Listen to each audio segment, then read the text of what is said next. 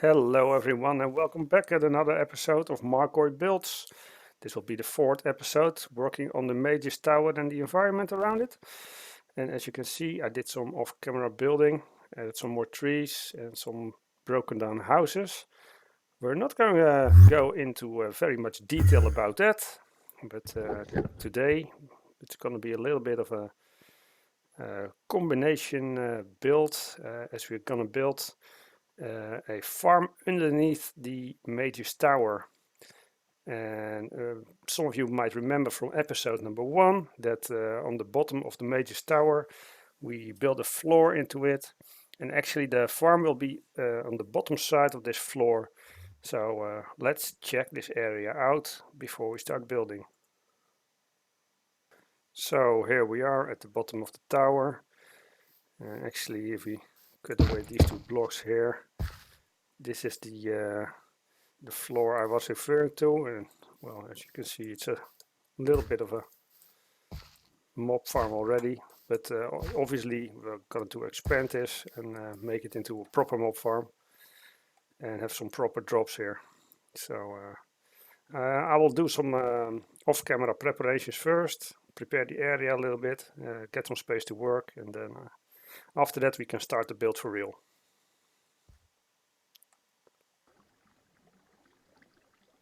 Well, as you can see, I've cut out a part of the room already underneath the tower, and I already installed the first spawn pad, and as a distance marker I put these blocks so you can have an idea of how big this pad is.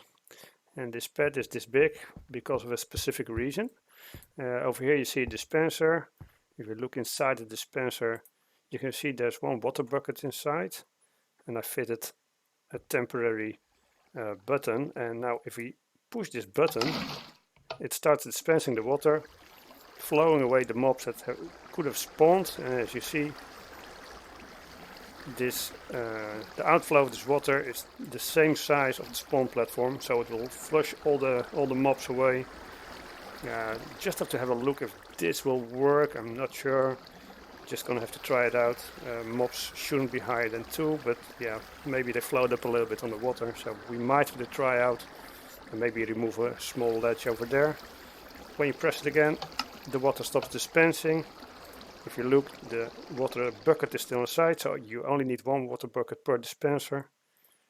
So all we need to do now is make some more levels over here, go further down, and then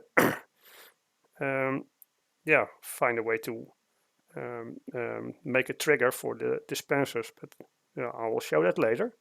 First I will go off cam again, cut out this hole further, and make more platforms.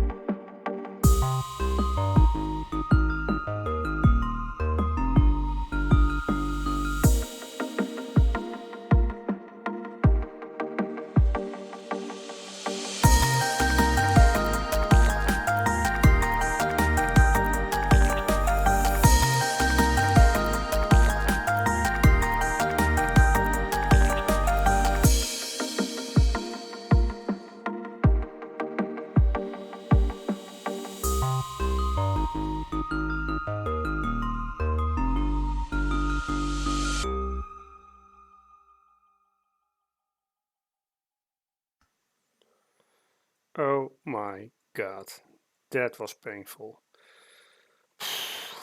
Well, as you've seen, we came across caverns, we came across water, we had the whole shebang. This was really painful. 1/2 hour of digging, but we have a result. We have the spawning platforms. On the bottom we have a big hole where we can make the kill chamber. As you might have seen, I've also placed some dispensers already. Now we need a way to power it. So on the black blocks you see in the middle, we're going to place observers. And that is actually going to be the trick. If the water dispenses, then the observers will see the water and dispense the dispenser below it. So that is the whole trick of this farm. So let's do that. Let's put some water in the dispensers now. Okay, so this is how I work it. We have the dispenser here. I place a temporary block underneath, dig a hole in the platform, drop down, and then place the observer, place a button. Oops, place a button, I say. Destroy the block, press the button to stop the dispensing, and then we can close the hole again.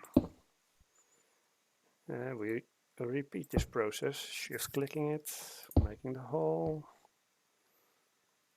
dropping down, placing the button, placing the dispenser, destroying the block, and stopping it again. Okay, so now we have all the killing platforms complete.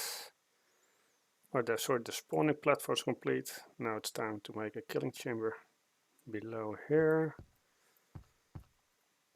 Yeah, let's have a look. So this is my final design for the kill chamber. So I've placed water in these corners here to get this flow going. It's going exactly to the edge of the pit that I dug. On the bottom of the pit I put a field of hoppers leading out to one side, to the chamber you will see in a minute. On top of it I placed campfires, which will burn them to a crisp, and along the edges I placed signs, especially for the spiders, to prevent them from climbing out again. Sometimes they tend to get stuck, but usually they are pushed in either by the water flow or they are stupid enough to turn around and fall in themselves. So that helps, that they're not really smart.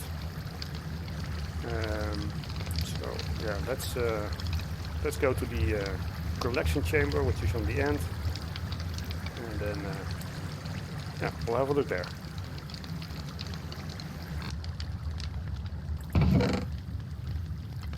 So this is about after 15 minutes, and well, it's not the greatest yield you can get, but yeah, I'm happy with it. It's looking good.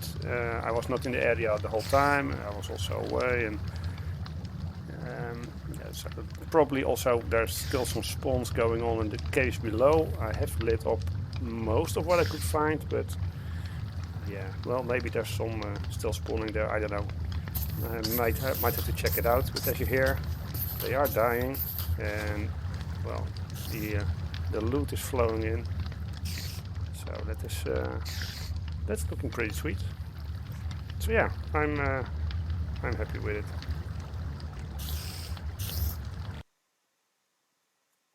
So yeah, that's the build for today. I hope you guys liked what you've seen, and maybe I inspired you to do your own build like this, or maybe I inspired you not to do it like this. I don't know. It was yeah, doing it like this was a bit of a painful method, so it's better to build above the water. That is a lot easier.